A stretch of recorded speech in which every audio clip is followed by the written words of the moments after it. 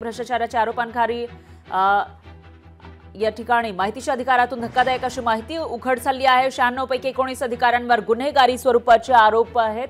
तर मुंबई महापालिकेमध्ये भ्रष्टाचाराच्या आरोपांखाली निलंबित 96 अधिकाऱ्यांची पुनर्बहाली करण्यात आली आहे। माहितीच्या अधिकारातून ही धक्कादायक माहिती उघड झाली आहे। ज्या अधिकाऱ्यांवर आरोप होते भ्रष्टाचाराचे असे 96 अधिकाऱ्यांची पुनर्बहाली करण्यात आली आहे, त्यांना पुन्हा सेवेत घेण्यात आले। तर माहितीच्या अधिकारातून ही माहिती समोर आली आहे। अधिकाऱ्यांमध्ये 19 जणांवर गुन्हेगारी स्वरूपाचे आरोप होते अशी ही माहिती आहे। तर लोकसभा निवडणुकीच्या काही आठवड्याआधी निलंबन पुनरावलोकन समितीच्या निर्णयानंतर या अधिकाऱ्यांना सेवेत घेण्यात आले।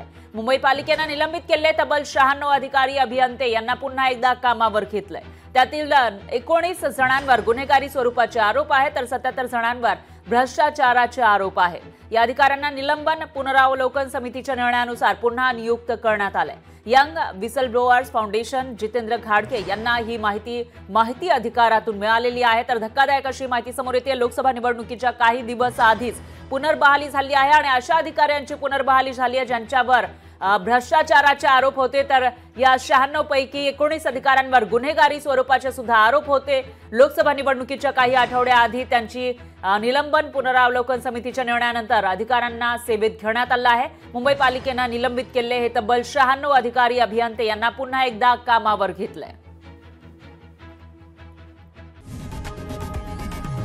लोकशाही मराठी ऐका, पहा, जागरूक रहा।